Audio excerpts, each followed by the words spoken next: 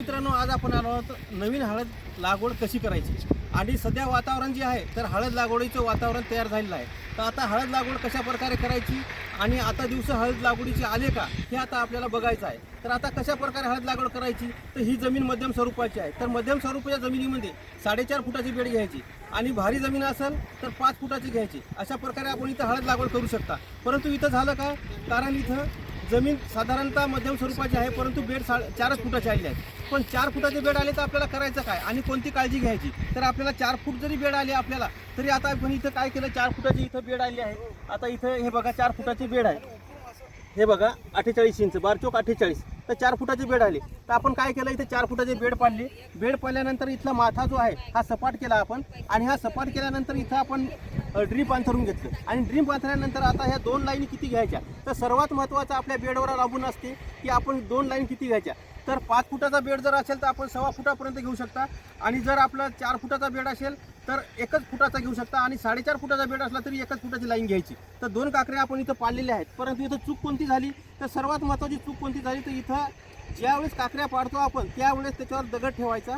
त्या यंत्रावर कोणतं आपलं जे डवरा वगैरे असते फणं त्याचे थोडे जाड करायचे, त्याला फडकी वगैरे बांधायची.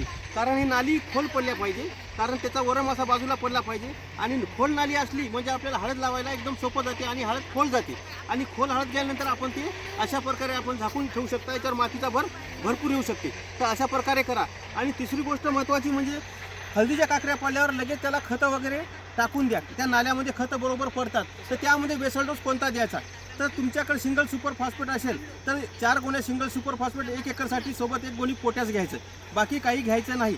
दुसरी गोष्ट आपल्याला घ्यायची असेल तर DAP 1 गोणी, अर्धी गोणी पोटॅश घेऊ शकता. तिसरा पर्याय कुठला, तर 10-26ची 1 गोणी किंवा 1.5 गोणी घेऊ शकता.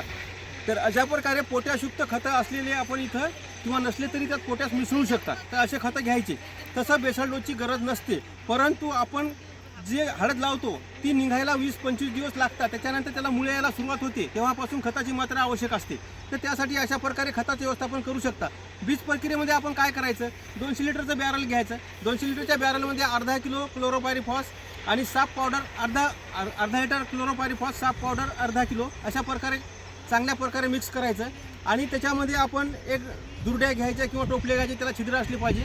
ते त्याच्यामध्ये आपल्याला किंवा एखादं डालगं घ्यायचं, त्यात पाणी टाकायचं बॅरलमधलं आणि त्यात बुडून काढायचं, फारीवर ठेवायचं आणि आपण लागवडीसाठी इकडे तिकडं नेऊ शकता किंवा वापरू शकता. तर अशा प्रकारे व्यवस्थापन इथं करू शकता.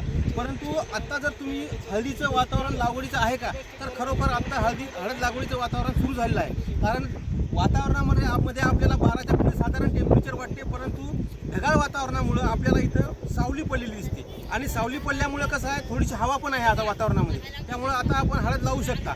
उष्णतेमुळं काय होते, मागच्या महिन्यामध्ये शेवटच्या हप्त्यामध्ये उष्णतेमुळं हळद त्याला हुपेजून म्हणतो तसं सड लागू शकते, कारण उष्णता भरपूर होती. पण तत्पूर्वी आपण काय करायचं, तर पूर्ण बेड शेतातले आपले भिजून घ्यायचे आणि भिजून घेतल्यानंतर आपल्याला इथं 2 वेळेस 3 वेळ भिजू द्यायचे. गवत निघलं तरी चालते, गवताची काळजी करायची नाही. कारण जे गवत जे आहे आपण हळद लावल्यानंतर भरपूर पाणी द्यायचं.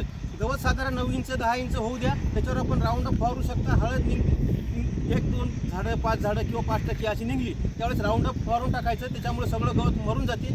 गवताची काळजी करायची नाही. अशा प्रकारे आपण हळदीचं व्यवस्थापन करू शकता. कुठलीही काळजी करायची गरज नाही. आणि बीज प्रक्रियासुद्धा चांगल्या प्रकारे करायची. आणि त्याच्यानंतर खताच्या मात्रा वेगवेगळ्या प्रकारे आपण देऊ शकता.